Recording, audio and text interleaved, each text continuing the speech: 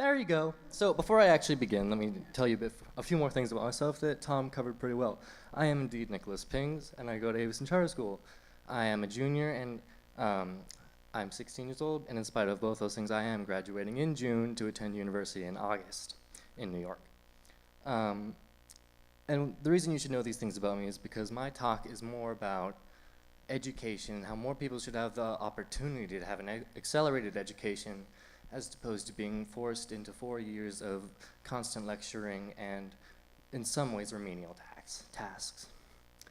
So let's start with the average high school structure. Every day you will come into a classroom and sit down, and then your teacher will give you a lesson and you will take notes on it until they assign homework. Then you repeat with every subject being math, science, history, English, and language. And then you go home and do your homework, and then you repeat this until every now and then you have a test that decides most of your grade.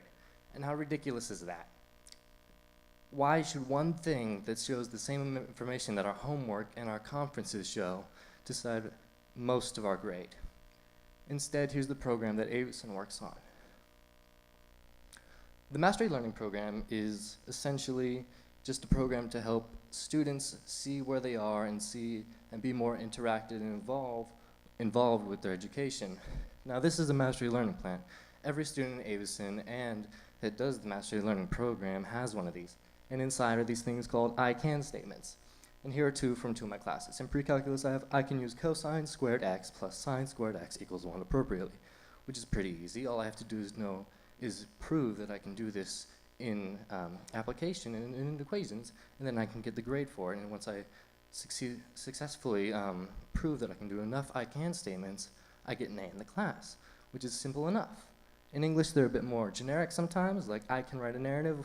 It's very open, but as long as I can prove that I can do the correct structure and correct requirements to a narrative, then I get the grade. And all I can statements are reworded forms of the California state standards. So I'm getting the same information, and it's just in a slightly different way.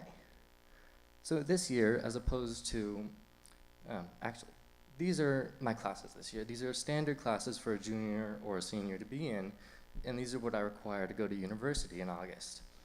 I mean, government, pre-calculus, British literature, and honors English. I don't have a science because I finished them all from doubling up, like I am this year in English last year. Now, obviously, I'm getting the same education anyone else would. I'm just doing it differently.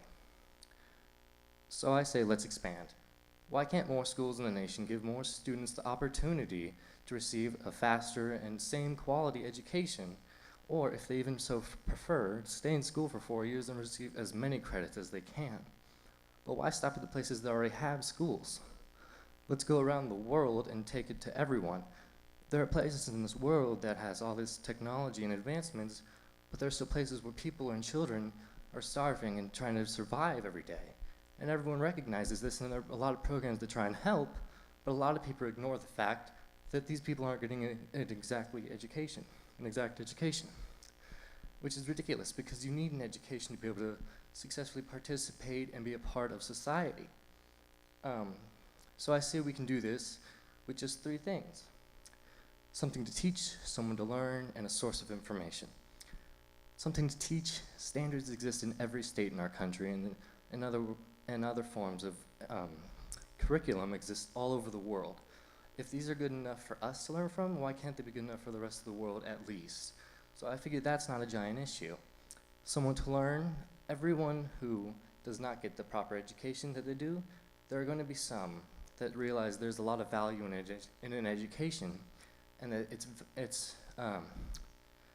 would be valuable for them to partake in one so they can further participate in the world and maybe move past where they are now. And then we need a source of information, which is where I see the biggest problem, because a lot of people, even in our country, complain about textbooks being outdated, or the internet being in a not as accessible source in some places.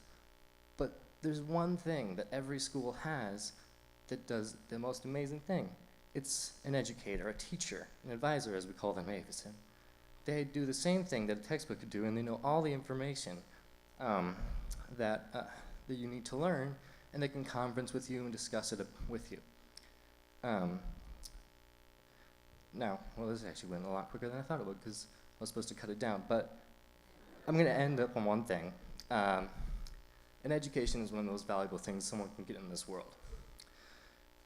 I think everyone should have a chance to get the proper education so that they can be successful and everyone has a fair chance. Thank you.